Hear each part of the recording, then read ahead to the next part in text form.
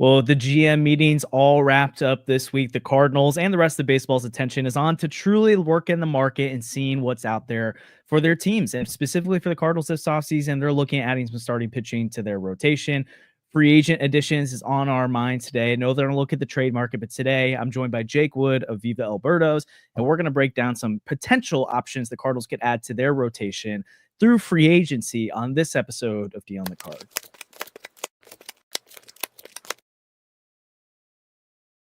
Welcome back into Dealing the Cards. Josh here as always. We don't have Andrew or Sandy today, but we do have a special guest, and that is Jake Wood over from Viva Alberto's. I'm sure many of you listen to their podcast already, and if not, definitely go check that out on all audio platforms, and I'll let Jake plug that some more today as well. He also does some great writing over there as well. He used to be doing Rambling Redbirds, I believe was that was the original OG pod. Yeah, correct. I was right on that. And so it's been a while. We've been talking about doing this for a while, getting Jake on. And so it finally worked out today. Sorry, live chat. I thought the Lizard King was joining today to talk about free agent starters and how he could return. Spoiler alert, I don't think the Lizard King made either of our lists, Jake. But Jake, how's it going today? Introduce yourself for those who haven't met you before. And thanks for joining, man. Hey guys, I'm Jake Wood. I write for Viva Alberto's, like Josh said. I host the Viva Alberto's podcast on all streaming platforms. So I've been a big fan. I've been in the chat every so often whenever I'm able to catch it. I really enjoy what Josh, Sandy, and Andrew are able to do and what they bring to you guys. And I'm just kind of hopeful that you don't completely hate me and are not super disappointed that I am not Katie Wu or Ryan Fagan or who else was mentioned here? It Miles was Michaelis. Bernie. Yeah, sorry. I've had Bernie on the show. I've had Katie Wu on the show, on our show. So, they're terrific, but I'm nowhere near those guys. So I hope you enjoy the show. And I grew up in a way that I enjoyed baseball, and I also performed for Six Flags in various ways. So hopefully I will also be as entertaining as possible, if not somewhat informative. And, I do writing for Viva Alberto's. I host the show. So that's about me. Yeah, and definitely, if you haven't checked out Jake's podcast or checked out his writing on Viva Alberto's before, definitely recommend doing that. Jake does a great job with all their stuff over there. Always providing some great content. You guys always seem to have some really great guests on there as well. And so that's a really fun aspect of your show. But yeah, we'll obviously talk more about that here in a little bit as well. But Jake, kind of coming into the offseason, we knew this is going to be a rebuild. It became that clear pretty quick. Now, again, rebuild, that term, the Cardinals don't use themselves. We're all using it, but I think we talked about this actually on your podcast when I joined you a couple weekends ago about how not all rebuilds are created equal, and this Cardinals team maybe isn't as far as some people would think, and they also don't necessarily have to blow it all the way up like others may think they need to do as well. You and I have been proponents of keep Brendan Donovan, even though it does not seem like that's going to be happening, unfortunately. But I do think it's really interesting that one of the things, I think we talked about this on Viva Alberto's on the Viva Alberto's podcast, was it's hard to wrap your mind around and to really know what the Cardinals are going to do this offseason, because we've operated with the same leadership regime for the last 2 decades. And so I think a lot of people kind of have assumptions of how the Cardinals will operate. And again, we know they're not going to be the Yankees or the Dodgers and spend crap ton of money. And we know they're rebuilds. They're not going after Kyle Tucker and doing these crazy things. But this is a different regime that sees things very differently. The kinds of players they're going to target, the creativity they'll play with here. And just, I've been excited to see what could happen. Today, we had a really good report, always from Derek Gould of St. Louis Post-Dispatch. It's well worth the price of admission to be reading Derek's stuff over there. And he kind of talked about some quotes from, some sourcing from the Cardinals today about they've been contacting free agents to let them know, hey, we are potentially interested in you. It really just comes down to how much salary we can move, which I think is very informative about what the Cardinals may be doing here, because it tells you more. We all know the Nato situation. They're going to have to eat a lot of money to move it. So we knew that regardless. But they might be motivated when it comes to Sonny Gray, if they move Wilson Contreras, guys like that, to not eat as much money, not get as much in return, but be able to turn around and invest that into the free agent market. We had Jeff Jones on recently. I believe it was Jeff, who maybe someone else, that talked about doesn't expect the Cardinals payroll, or actually this is Bloom himself, but not on our podcast, but talked about they don't expect payroll to be terribly different than what it was this year. So could it drop? Yes. Would I be shocked if it's below 100 million? I'd be very surprised. I'd be surprised, but not shocked. but also there's a world where this sits around 120 again, and they're going to be moving money off the books. Actually, it's more like 140 this year. So, I mean, I don't think it's that high, but could it sit 115, 120? Sure. If you're moving a bunch of money, that actually gives them some room to be creative on free agency.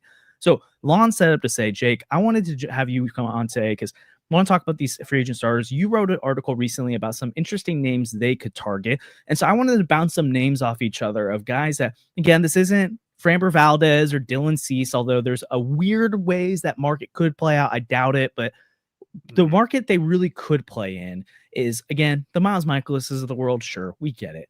But I really do think Bloom and his regime are going to want to go after some arms that, might not get huge deals in free agency, but they might turn out and be a really productive arm for them. And so, Jake, when I talk about that kind of profile, what is the first name that comes to mind for you as someone that the Cardinals could target in free agency this offseason? So I know the common thing that I think a lot of Cardinals fans really like to look when you're like, say, for like you and I, we go on Fangraphs and we're looking through, who's the list of names available, what are the expected price points, what are things that could make sense for the direction of the team where they're at. And one of the things that is clear and obvious is the idea that they could take on a reclamation project, right? Yep. So you're talking about a guy that may not be as super in demand as a Framber Valdez or a Dylan Cease or whomever else may be at the top, maybe a Michael King, like those types of names. I suspect there will be, a significant amount of interest out there for guys like that. And yep. I don't necessarily think the Cardinals are going to be interested in getting into a bidding war for, those types of names if they're also not supremely convinced that they're going to wind up being a contender going into next season. So I think that the idea is to look for good value adds and guys that you can potentially have a bounce back first half that you could also look to flip at the deadline. And if it winds up being a situation where what the Cardinals are able to get in return, it could further, keep that ball rolling of adding to the development process of bringing in new fresh talent to come up with this next crop of young players like a JJ Weatherholt, or you talk about a Liam Doyle, or that group of guys that will be ascending in a very near future. And, Josh, you made mention to, fans having this impression that the Cardinals rebuild is going to take 3, 5, 6, 7, years. I don't see that as the case. I think that the Cardinals have young pieces already in place at the major league level, and they also have more young pieces on their way to the major leagues in the very near future. So your co-host Andrew talks about all the time, and he makes a really good point that a lot of fans, I think, have it in their brain what rebuild means, and they closely associate that to tanking, right? And the things that the two aren't mutually they're not the same thing. So you can be a rebuilding team and still be a 75-80 win team, but it just means that you've already got your baseline established. And now you're working towards building that back up again. Whereas the tanking teams, you're just clearing it all out. No matter what service is there, service time is there. You're just looking for the value. And then from that angle, I think that we start to look at names that Cardinals fans are very interested in, like a Dustin May, right? Yes. So that's a name that I think comes up fairly often. And I think that does make a level of sense. I also think that there are going to be other teams that may be in a similar boat as the Cardinals. They're going to be looking for that same type of value. Yep. So I do have concerns about Dustin May just because the velocity does pop. You look at the savant of everything, and you still come across this guy has the opportunity to bounce back and be really good. Now, if you want to walk down the list a little bit further from Dustin May, you're looking at maybe like a Zach Eflin is a name that Cardinals fans are familiar with. There was rumblings 2 years ago before the Cardinals brought in Eric Fetty, and we're all wonderfully thrilled that played out the way that it did. There was couldn't have gone better.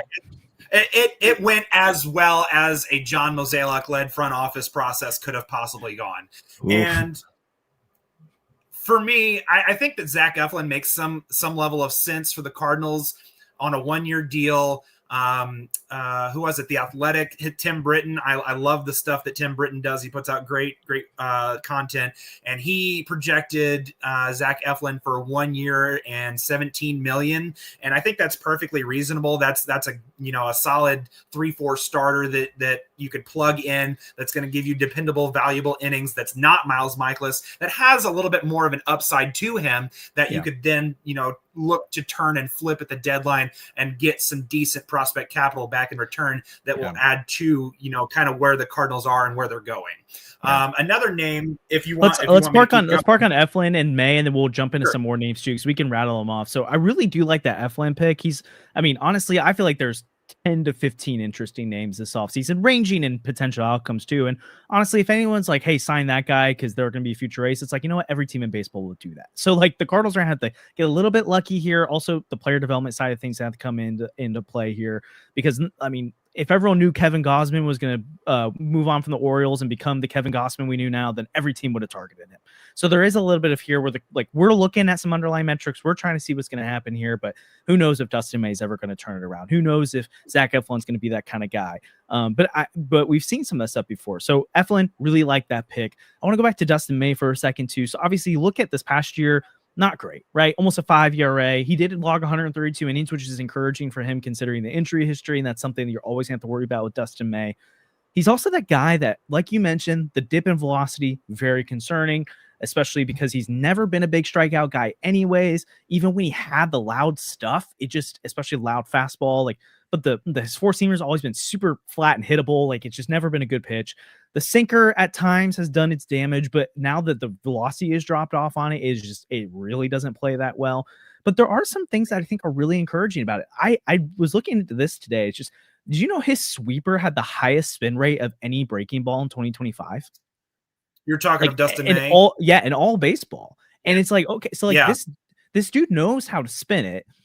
He has elite horizontal movement on that sinker. So there are pieces of the pie right now that you're looking at. It's like, okay, tinker here, change a little bit there.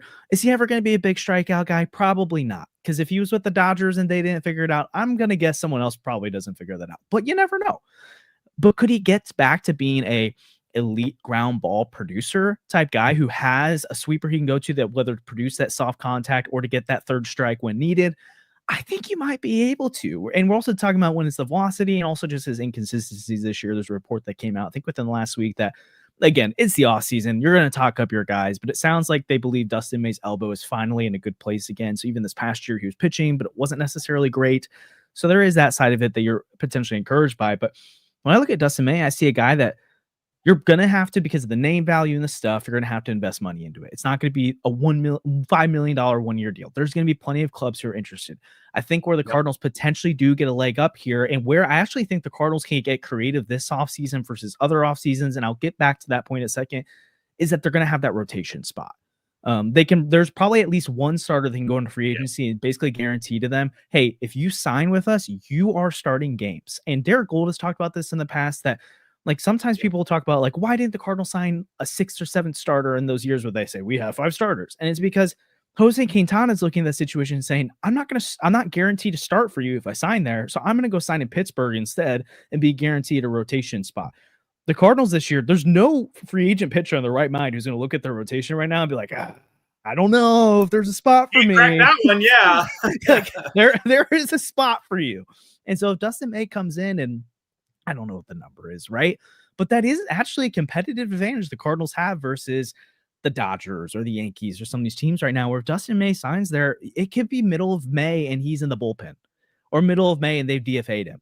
There's those scenarios where if he comes to St. Louis, they're probably going to ride it out and they're going to let him get his lumps and they're going to let him start and figure things out. And especially if him and his team, I don't know how baseball views the Cardinals right now with their shifts and changes. I don't know if it's more the proof's going to be in putting and we're going to wait it out. Maybe there's some guys that are like, St. Louis might be a place I can redeem my career now, not just because of the opportunity, but because of Matt Pierpont, his staff, Chaim Bloom, and Rod Serfolio. There might be some respect building there where a player like Dustin May might see the Cardinals as a destination that, they don't have the pedigree of the Guardians and the Rays yet, but they're moving in that direction. And I could see my career taking off there. And so I do see a world where Dustin May, they invest some pretty money into him. And if it doesn't work out, then it's probably a 1-year deal, and it's whatever 1-year deals. And I don't really think there's such a thing as a bad 1-year deal, but people could look back and make, man, they could have had Zach Eflin and he pitched better. But I do think there's a world where May comes in, maybe the velocity gets up a tick a little bit, they tinker a little bit of his stuff, and he's a really good middle of the rotation starter. And not middle of the rotation as in Miles Michaelis and Fetty and stuff like that, where they give you the value because of the innings. It's like this dude gives you 130, 140, 150 innings, and it's really good stuff.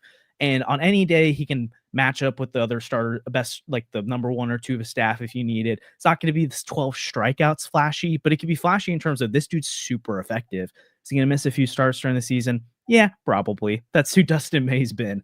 But that's where I really like May. And then to the last point of it, and if you have more thoughts on May or you want to go into the Eflin side of it, we can do that. I've got other names too. But I always, when I look at Derek Gould's reporting, whenever he frequently brings up a name, even if he says it's not connected yet, I'm like, there's something there. He's not just totally coming out of thin air. For sure. Dustin May is a name that he continues to bring up as like, this is the kind of profile that they could target. They would be interested in targeting. So that gives me like, this isn't just Cardinal fan over here says Dustin May could be a fit, but we know Dustin May would never be a Cardinal. This feels within the realm of possibility. So let's walk down, you brought up a really good point about, having the rotation spot available to him as something that could be, enticing to bringing an outside free agent. And you also want to consider things like pitching half of your games at Busch Stadium. Those are going to help, make your at least your surface level numbers look better than they are. Facing NL Central teams. Right. And that's another thing that you have a fairly weak winnable NL Central that you're going up against. Now there has been reports out there that the Pirates are going to add $30 million and they're going to really attack. I know we roll our eyes at the Pirates, but you look at that pitching staff and you say, man, if Ben Cherington could just get one bat to pair with Brian Reynolds and O'Neal Cruz, and you could kind of see how that team could get to 80 to 85 wins and maybe sneak their way into the playoffs. For sure. That pitching staff is legit. And I think all Cardinals fans kind of salivate at what that, eventually the Cardinals could have a rotation that looks like that. Now, I don't think that Liam Doyle is going to wind up being Paul Skeens, but in the same vein that you look at the Pirates and their pitching staff and wanting to get high octane arms 1 through 5 in your rotation, and you're just churning them out year after year. Another guy coming up, you talk about going down. I'm not going to go too far into the Pirates stuff, but to kind of circle back. Yeah. The Cardinals have opportunity available for free agent arms to take a spot, and it's guaranteed. You talk about pitching in St. Louis. You talk about the idea and Busch Stadium and pitching in a week in NL Central. I think that there is a common philosophy that I live by, and when I talk about surface level stats, some people love analytics. Some people are annoyed by analytics. How I approach it is that analytics guarantees players opportunities, stats get players paid. And whenever you have an ERA below 3.5, whenever you win 10, 15 games, those kinds of things matter in arbitration cases and when you're looking for your next contract out on the open market. So when we're talking about coming to St. Louis, pitching in front of a Mason Wynn, a Victor Scott, I know that Nolan Arenado is probably going to be gone. Brendan Donovan's going to be gone, unfortunately. And you talk about, JJ Weatherholt stepping into that. He's supposedly no slouch, defensively. We saw Wilson Contreras was a +6, outs above average. Ivan Herrera has some questions about what he is as a catcher, but you also have kind of a Pedro Pajes or a Jimmy Crooks, kind of depending what they want to do at the backup catcher position, and kind of if Herrera fails, who they'll lean back on in the event that does wind up happening. And they're very defensive oriented and are able to work with guys in a way that could be beneficial to them as well. So when you think about all of those factors, And one other thing, being in St. Louis, the Midwest, travel, guys don't like to travel from Seattle all the way to Miami. You know, you have the point in the center of the country where travel isn't nearly as demanding on guys. And those are things to consider. So it doesn't always just come down to simply just money, like we saw with the Sonny Gray, though he was given a substantial contract. But there is also the factor of proximity, opportunity, and other things to consider when you're assessing why a free agent would come to St. Louis. And I think that when you look at recent off seasons, why other pitchers or players weren't necessarily looking at to come to St. Louis. And this is the way that John Mozeliak has always, you know, attacked the way that the offseason went was, oh, it's just, you know, he's got his grocery list. He's going to go down the items one by one. He's going to pick out what he needs, and he's going to fill the hole that's left in the roster. He's not looking for anything additional in a way that you're going to really, on the radio here in St. Louis, they like to use, you know, smashing the fly with a sledgehammer. You want to go overkill. You want to do everything necessary to get to that point. And John Mozeliak was never that way. Is Chaim Bloom going to be that way? I don't know. Yet to be seen. And that's part of the excitement and intrigue in this offseason is he's bringing in all of this infrastructure and all of these guys to the front office. He's added to the scouting department and guys being able to identify talent in a better way than they were able to. And like, that's an encouraging step. And, you know, like you mentioned, Miles Michaelis, Eric Fetty, these names that we think of as quote unquote like mid-rotation starters, that's not the mold of what this front office is looking for anymore. We saw with the draft and getting guys like a Liam Doyle, like a Tanner Franklin, you know, like we had on our show, Peyton Graham, these guys that throw high 90s, 100-mile-an-hour fastballs. And you also talk about like, you know, what they acquired at the deadline with like a Skylar Hales. That guy has a big arm. You talk about who else did they bring in at the deadline? I'm blanking on the name. Oh my gosh. I can picture him. Nate Dome. Nate Dome and Frank Elisalt from the Mets. Exactly. So like those guys fit that new profile of having the big explosive fastball. And whenever like I interact with people or like readers on our site, it's like, you know, what should we be looking for? What do you think the Cardinals are looking for? I know that Zach Eflin doesn't exactly match that, you know, point for point, but he is a higher echelon of pitcher than what we, you know, we're describing with the Michaelis and a Fetty. So that's why he could fit. And we also know the Cardinals had prior interest in him in the past. That's another reason why we connect those dots. But from the standpoint that when you're thinking about the type of pitcher, the type of player the Cardinals will be pursuing, if they've got a good fastball and it's got good shape and good life to it, you can expect that to be a name that the Cardinals will at least reach out to and have some interest in. Yeah, for sure. And then free agency, like you've alluded to here, it's a little bit more complicated than targeting some of these guys in each other's systems too, where if you're going to sign a free agent starter with that big of a fastball and those traits on it, you're looking at a guy who's going to be very expensive because they've proven it, or at least proven it a little spurts as well, or a guy who's literally been terrible everywhere else and has not figured it out. And so you're taking the flyer that you're the guy who's going to turn it around. So that's where I'm like, even with, like, to your point, if we're talking about trades on the organizations, like, just gonna be honest, maybe the trade for Noah Cameron from the Royals, but I'm like, if that there's no, I would be very pissed on this podcast if that's the name. And that's not to say that that's not to say that Noah Cameron isn't like a decent pitcher, but I look at Noah Cameron as more of a floor raiser than a ceiling raiser. And if you're trading Brendan Donovan, you're not going for a floor raiser. And so, and to your point with that too, that's not the guys who it doesn't mean they're never going to acquire guys like that before again, right? Like if they see a guy that's being undervalued, they're going to go do it. But I do agree with you, especially in the trade market draft. They're going to be looking for those guys with stuff in a way that the Mozeliak front office kind of shied away from at times before. And they can blame it on not having a high draft pick, but come on, like, clearly, I mean, we saw it with Tanner Franklin, right? Like there's guys like that exist in other rounds that they've always just kind of been hesitant to do those type of things with. And so anyways, that's a little bit of it. So we'll get into some more names in a second here, but I do want to thank a couple of sponsors of the Deal in the Cards podcast. As always, we're presented by 314 Sports Cards and Collectibles. They're located at 9640 Olive Boulevard in Olivet. Open 10 to 5 Monday through Fridays, 10 to 4 on Saturdays and Sundays. They buy, sell, and trade all sports cards and Pokemon cards and the new selections of packs, boxes, and single cards of local players and stars around the league. Make sure you go check them out. Let them know we sent you if you stop by. We also want to tell you about a brand new sponsor of the Deal in the Cards podcast, and that is True North Gloves. They're the official headband of Brendan Donovan, who's coming on for the charity live stream later this fall or later this winter in December. We'll tell you more about that at the end here.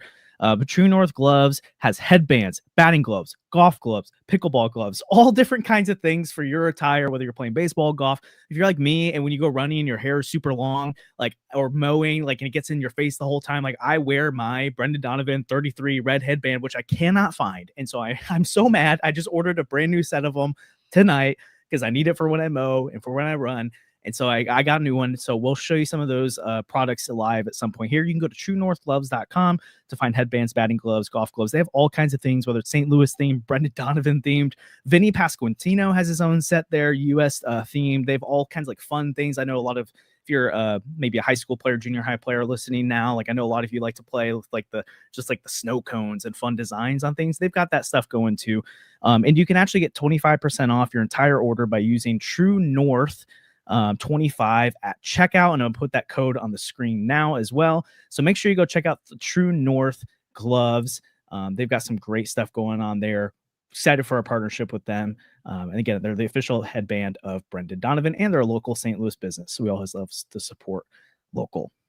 So I'm going to throw, actually, Jake, throw another name out to me as someone that you look at free agency, whether it's they fit the profile you're just talking about or just a name you're intrigued by. What's another arm in free agency the Cardinals could consider this offseason?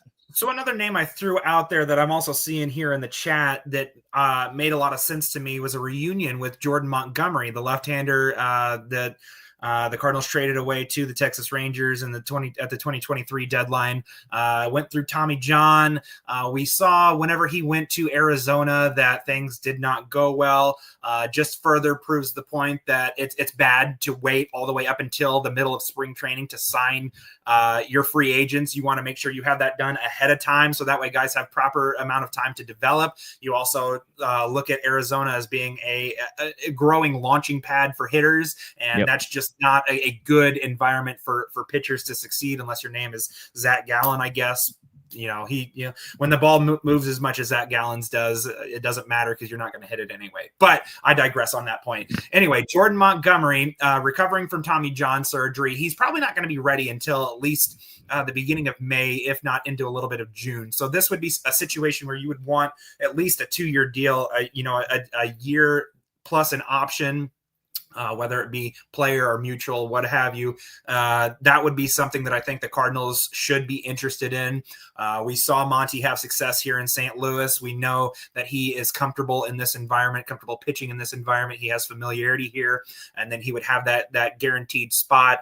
And perhaps if the Cardinals wanted to start, get a look at Kyle Leahy in the rotation. I know that's something that is being frequently talked about, but perhaps the Cardinals get to, May, June, and it's not that it's not working out, but maybe it's just not exactly what they had hoped for. And they kind of transition Leahy back to the bullpen, and they are able to give Montgomery that spot, or perhaps they want to, out of spring training, not Liam Doyle, but Quinn Matthews impresses with his time in spring training, and maybe he earns a spot in the rotation, and maybe he fades a little bit in season, and they are able to kind of install Jordan Montgomery in that way. Just some creative ideas to where you could kind of maybe get a look at guys and give them a little bit of I'm not going to use the word runway. We're very tired of the word runway. Maybe opportunity. Extended opportunity in season that may resemble that which a plane would land on. So to go as far as to not say the word. But I think that Jordan Montgomery, there would be a lot of appeal to a reunion here, and maybe you backload that deal and maybe put more of the money into the option year to incentivize him maybe sticking around for 2027. That way you're not paying a significant amount of money to a pitcher who's only going to pitch maybe half or 2/3 of the season. Driveway. Highway. I'm not going to look, there is something that's wrong with my brain. And I sit here and I go, why is it that we park in the driveway, but we drive on the parkway? But that's getting away from the point. So, but anyway, Jordan Montgomery, I really think that it would make a lot of sense. And if again, if it made sense to where his representation was amicable to him, backloading that money into that option year, and he pitches well, and maybe it's something where Cardinals, the Cardinals are, comfortable with the number on the back half. I know we're also very curious why the Cardinals backloaded Sonny Gray's money, and maybe that didn't make as much sense to us. I think in this scenario, it would make more sense, because if the Cardinals are going to projecting to be a little more cash strapped going into 2026 for a litany of reasons that are mostly their own fault, we want to try to mitigate that initial cost as much as possible, and push that off for another year, and perhaps let it be a situation where we address that in 2027 after all of Nolan Arenado's money, all of Sonny Gray's money is off the books, and we can kind of install that into the payroll going forward. Yeah. Also, breaking news from Jeff Passan, Redbird Farmhand said in the chat, Josh Naylor and the Mariners on a 5-year deal. That's early in the offseason. I love to see that. Love it. And also great fit. I love that. It was so fun to watch him in the postseason. It's crazy how good of a base runner he is. You look at him and you're like, that dude. He's one of the slowest, but he kind of is in that Yachty mold where it's like he's not fast, but he's just super smart, and he picks his moments so well that it works out. But to that point, going off on the Mariners tangent for just a second, we knew, or the reporting was that Naylor was their top priority heading into the offseason, that bringing him back, he was such a terrific fit, not only in the clubhouse, but also as a player, and what he did in their lineup made a ton of sense for them to bring back. And so with all of that extra playoff revenue, I guess ownership green lighted, hey Jerry, go get that done quick. So I was sitting here going like that meme of the guy with the sticks in here going, hey, come on, baseball, do something. Well, it just took me coming on the stream of dealing the cards for something to happen. So I'm just saying, if we want movement in the future and nothing's happening, I think I'm the good luck charm, and I need to come back. That's all I'm saying. There you go. I mean, it's until proven otherwise, it's true. So we're gonna have to take you at your word with that. If it gets slow, you're gonna have a Jake Wood appearance, that's for sure. Oh man. So I great points about Jordan Montgomery. I think he would be a really interesting fit. I am curious how much he liked or wants to come back to St. Louis, just based on some things I've heard with that. Not like total negative, but I don't think the Contreras situation was his favorite thing of all time. And again, he's not the catcher anymore, but I don't know. I don't know if that affects things at all. But again, I don't think he's gonna be able to be a beggar this offseason. Beggars can't be choosers. No. Or sorry, I think he's gonna be a beggar this offseason. Beggars can't be choosers.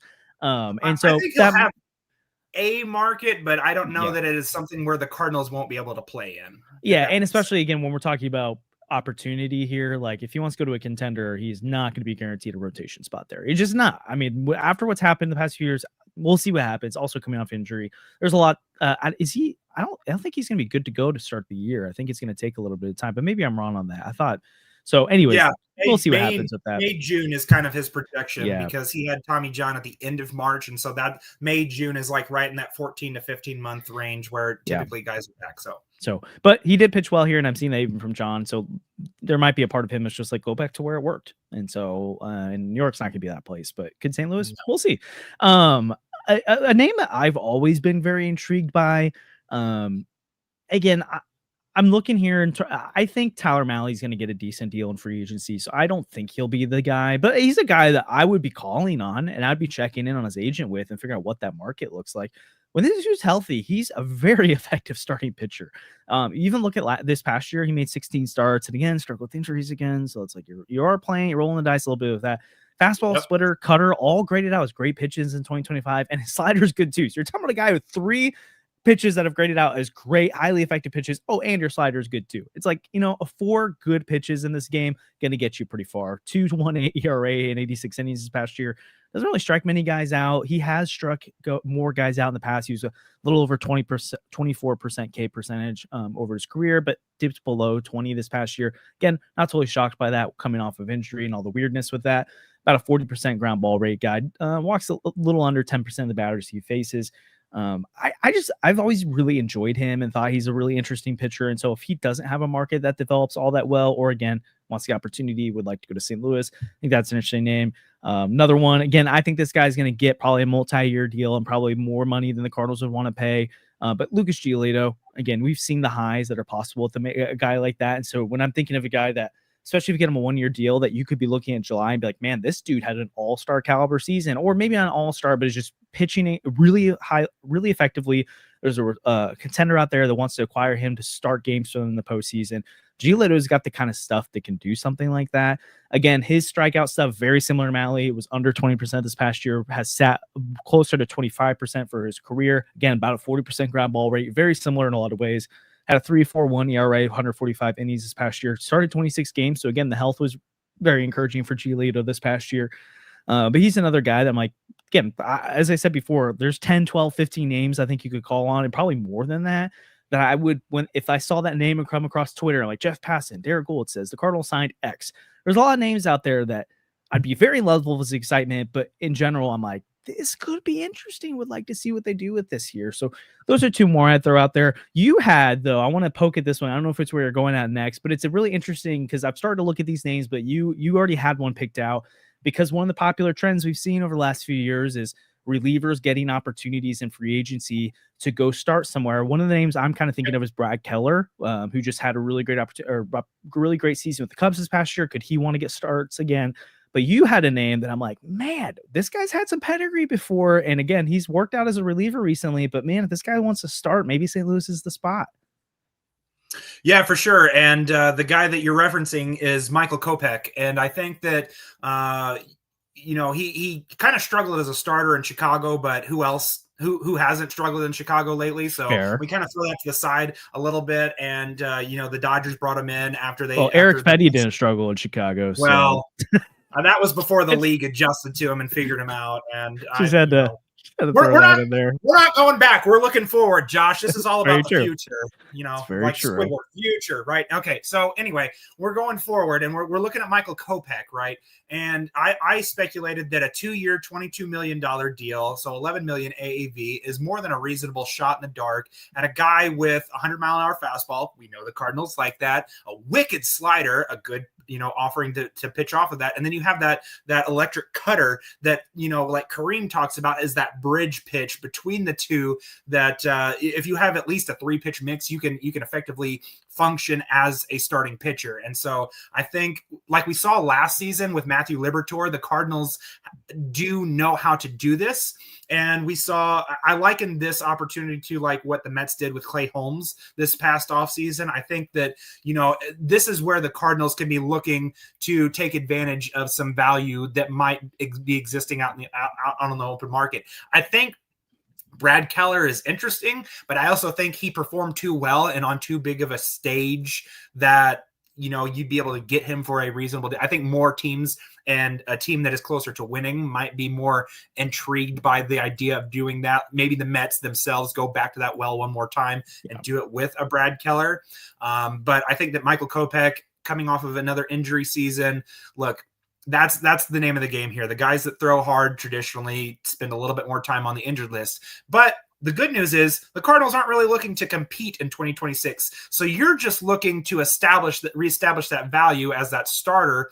And so, like, if you think about it from the angle of adding a Michael Kopech, and like, let's all just like close our eyes and fantasize for a second. And Liam Doyle is the ace of the staff. And, you're able to reclamate Michael Kopech and put him in as your number 2. And then you have Quinn Matthews as your 3. And then you go down the list and you have Matthew Liberatore as your 4. And maybe Kyle Leahy takes off and he's your 5. World Series bound, baby.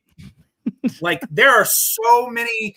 Like, it's exciting because if it pops, you suddenly are a lot closer. Like you and I talk about, Josh, you're not that far away any longer. You have that high octane level pitching that is leading your rotation towards your next winning window. Now, there's also a lot of risk in that involved. And so if you wanted to add him to that 2-year deal and you're just kind of looking for, hey, let's maximize him for 4 months and then let's flip him and get whatever we can for him in return, that's another avenue the Cardinals could explore. And you still have some exciting young pitching coming up behind him in that vein as well. So it could afford the Cardinals some time and give something that's, mildly interesting to watch on an every 5th day basis.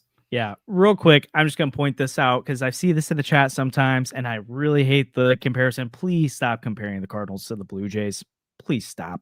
It's not the same thing. One team had Vladimir Guerrero and Bo Bichette and Dalton Varsho and Alejandro Kirk and George Springer and Kevin Gausman and Jose Barrios, even though it wasn't good this year, but and spent a bunch of money and has a higher payroll, and the other team finished in last. That's the only comparison, is they both finish in last. It's not the same situation. So I get it. Yes, no, there's very few teams that have no chance, but I don't. Anyways, side tangent. I know most people don't feel the way, but I've seen it, and I just, they're not comparable situations.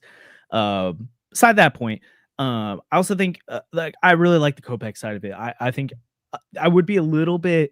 I think the fact that you do have the ability to fall back on if it really blows up in your face in terms of his performance, that he has been an effective reliever, and so if you're paying him $11 million, it's not the worst thing in the world. In a way that there's some guys that are just not really going to make that transition all that effectively. It's why I wasn't a huge fan of the Giants trying the Jordan Hicks things. I'm like, that money, honestly, not that bad if he's a reliever. Again, has the Jordan Hicks experiment went well in San Francisco? Not really, but I like that. I like playing in those waters. I like that risk. And guess what? When you go out and get that Clay Holmes, or you get a Ronaldo Lopez, or you get another good one of Seth Lugo, guys that when you hit and it's worth it. And so I definitely think it's worth playing those waters if possible. I agree with you on Brad Keller. I'm sure there's gonna be other teams who think of him as a starter. So that could potentially happen, but especially if he's getting more of a reliever type market, I wouldn't mind the Cardinals jumping in and saying, hey, we'll let you try the starting thing out again if you want to, knowing that you could close games for us if needed and get flipped at the deadline. We'll figure that out. But he's probably looking at a multi-year deal, obviously, too. So again, there are plenty of names we could look at. And then that doesn't even get to the fact that there's a trade market here, which is even opens up the possibilities to Pandora's box of prospects, AAA arms, established arms, guys with a little bit of MLB experience. We could go days for stuff like that. I do think, and there's a question in the chat about it, I do think it's worth addressing. I personally am under the impression the Cardinals are going to bring in 2 arms this offseason. It seems that's been pretty much the messaging. Not that they obviously could bring in more arms via trade that are close-ish, but I think their goal is to have 2 arms that they feel ready when spring training comes around here. No, I should have said soon, but this coming spring, that they've got 2 arms in there that they feel confident putting in that rotation, or at least confident enough at this point. But is that kind of what your impression is right now? I think they're likely moving Sonny Gray. They'll add 2 arms. Even if they don't move Sonny Gray, I'd probably lean toward they're still acquiring 2 more arms. I think if they move Sonny Gray, sure, there's a chance they jump at a 3rd arm, but I think it's more of, they got someone in a return, and it just so happens that kid can also compete for it, not necessarily that they're targeting that 3rd arm. Is that kind of where you've landed with this as well? Yeah, so I think that the way that the Cardinals are going to approach it, or at least if I'm reading the tea leaves properly, and this is for all of us, this is the blind leading the deaf in some ways, because we know none of us really have a terrific idea of what this is supposed to look like, or is going to look like this offseason. I think that the idea is to use Brendan Donovan as the piece to get them a controllable arm that they can immediately install into the rotation. I think that's kind of where they're looking. And then depending on what they're able to do with a Sonny Gray and how much money they have to wind up eating in that deal may kind of, dictate what type of veteran arm that they'll look to kind of give that reclamation opportunity to in the rotation.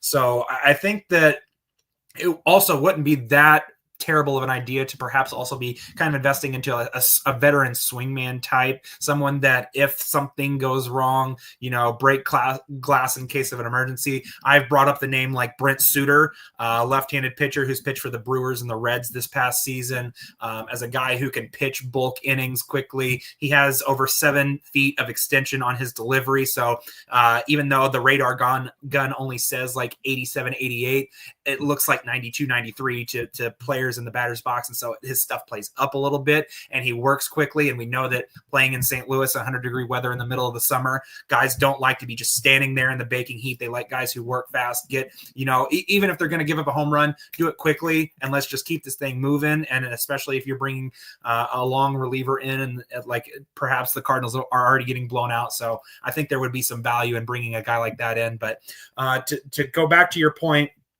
I think that 2 is ideal, and I think that the Cardinals will be ambitious in the 2 that they're looking at.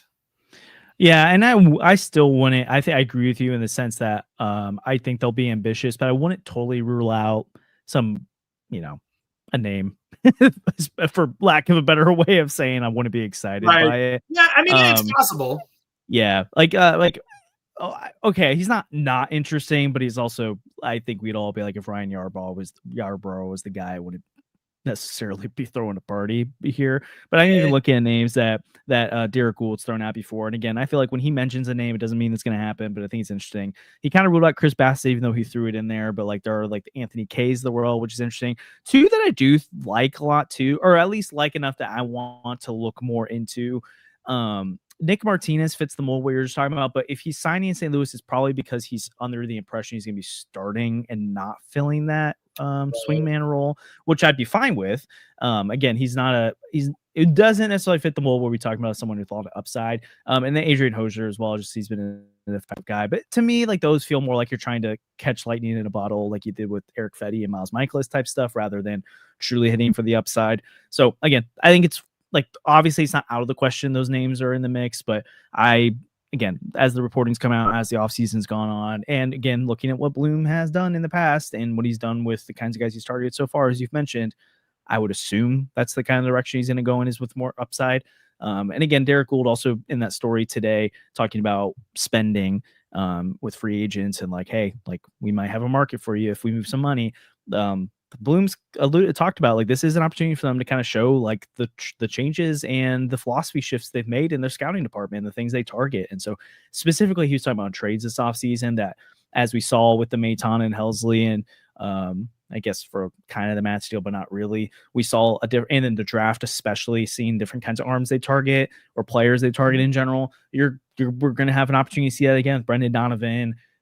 If they move Lars Newbar, Sonny Gray, Nato, not really, but and I think the same applies to the free agent market. So any other big names that stick out to you at all? And I think we can keep it mostly to the free agents today, because there'll be plenty of other things we can talk about this offseason. But yeah, I think that's an interesting market that needs to, the Cardinals seem like they're going to tap into. We'll see how it goes. Yeah, to your point about Lucas Giolito, I think he's going to be one of those guys that you kind of look up at and go, wow, he got that. And I think that he's probably going to be beyond a price point or in terms of years demand. I think that he's going to be outside of what the Cardinals fans reasonably expected. So I think I've crossed his name off the list just because I think that he's going to get more than what the Cardinals are kind of going to be willing to give in a sense. And so I think that a lot of the names that we talked about are interesting. And another thing to kind of keep in mind is there's going to be another flood of potential free agents coming onto the market this week on Friday. Whenever the non-tender deadline hits, there are always interesting names that hit the open market at that time as well. And perhaps those guys could be a little bit more of a price point that the Cardinals could be interested in. Perhaps they could be guys with some intriguing upside stuff that the Cardinals could be interested in. So we're still kind of at that point where we don't fully know the scope of what's out there and what's available just yet. Now we're starting to peel away some of the layers to that. We have a good idea of who's kind of out there and who's not, but it's still not fully defined yet. And once we reach the conclusion of this coming week, I think we're going to start to see, teams really start to invigorate that process of starting to piece their rosters together and put that puzzle together, so the clear picture really comes into view for us. For sure. Yeah, I completely agree with that, and especially the non-tender side of things too. There could be some interesting names. I feel like it's always fun looking at Twitter after things like that, because then you start to see the guys you follow that know arms better than others, and like that arm from the Blue Jay system that they just let go of. Watch that. I'm like, all right, I'll watch it now. I didn't know this guy existed till 2 minutes ago. Now we're going to look at that. But there should be interesting names out there. And honestly, I just think this is gonna be a fun offseason. Fun in the sense that it's very different and it's not as predictable as normal. You could pretty much every offseason go in and be like, here's what the Cardinals are going to do. Here's what we wish they would do, but they're not going to do. You can make the checklist and boom, they followed the checklist. They didn't get any more creative than that. It was what the checklist said. This year, it's like there is a checklist, but the checklist could go a lot of different directions. And I think they're open to being creative on things. So we'll be here with you all the way here on Daily Cards. I know Viva Alberto's will as well. As we clear out, as we wrap up, I want to give Jake a moment to plug his stuff, but as well for us as well, like and subscribe. It really does help the channel out. Rate the video, like the video if you're watching, and if you're listening on audio, it takes 2 seconds, but we love if you rate and review over there as well. It helps our podcast out a ton, helps it reach more people. So if you're listening now, have 2 seconds completely free and helps us out a ton if you enjoy our content. But Jake, let them know where our listeners can find you if this is the first time listening to you. Yeah, you can find me on X at Woodbat28, and that's basically across all socials. I don't really use anything outside of X, but you can also go to our site at Viva Alberto's. You just type that in, and that comes up. Our show is here on YouTube and all streaming platforms you can think of. We're available, and basically, yeah, come listen to our stuff too. I mean, I know Josh, he, like, these guys do a terrific job, and this group of guys that puts this show on is somebody that I look up to, and I try to follow the lead. I think they are one of the groups that really set the standard, and I think that those of you who follow have a great experience in front of you, and I would hope that you would buy into our stuff as well and come check us out. Obviously, you don't have to pay for anything. All of our content is free. We will be having Robert Murray of the Baseball Insiders and Adam Weinrib, both of those guys, on our show this Friday, pre-deadline, non-tender deadline. So we will have the latest with those guys. And so please come check us out. Thank you for everything. Obviously, our shows that we do are audio only for various reasons, because this mix up that's going on right here. I have a good face for radio. I went to school for radio broadcasting. I'm not that pleasant on the eyes, but you know what? Josh asked me to come on, and I said yes, and here we are. So thank you, Josh, for having me on. I really appreciate the opportunity. I really appreciate the opportunity to reach out to you guys in the audience, and I really hope that if those of you who listen to anything I had to say that you found even remotely entertaining, please come on over to Viva Alberto's. It's more of the same ridiculousness, but also with a level of information that hopefully at least sparks in your mind, hey, that's interesting to think about. That's interesting to chew on. We're always about creating ideas and kind of starting the conversation and letting you guys take it wherever you want. So yeah, Samuel beat me to the punch a little bit here, because when you're saying that, it's like, Jake, don't be so hard on yourself, bro. I don't think anyone wants to look at my face either.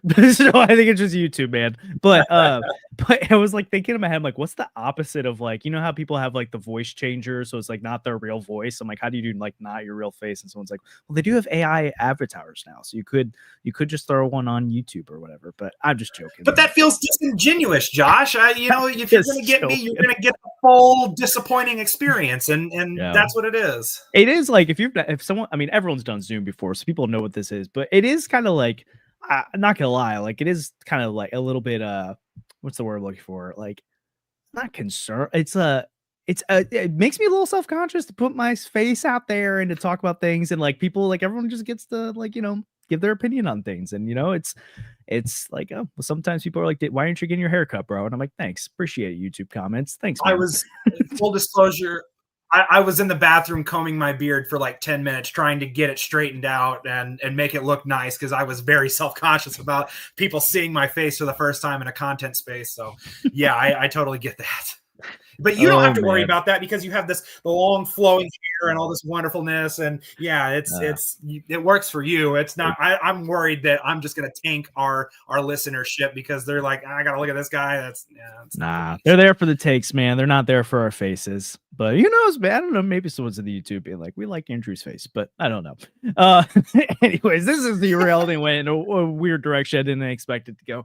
But as always, really appreciate the support on the Dealing Cards podcast. Like the video if you enjoyed it. subscribe to the channel, subscribe or rate on audio platforms as well. It really helps us out a ton. Comment down below your thoughts and give us more names. We'd love to hear what you're thinking as well. Again, go check out Viva Alberto's podcast on YouTube and audio platforms. Make sure you're subscribed and checking out their content as well. And as always, we'll see you guys midweek with another episode, maybe looking at some trade targets this time or reacting to the news of the week. But thanks for joining us, and we'll see you guys. Oh, also remember, True North Gloves. Make sure to check them out. 314 Sports Cards Collectibles. I know it's a lot of plugs at the end, but I trust you guys can handle it. Appreciate the support as always. We'll see you guys next time.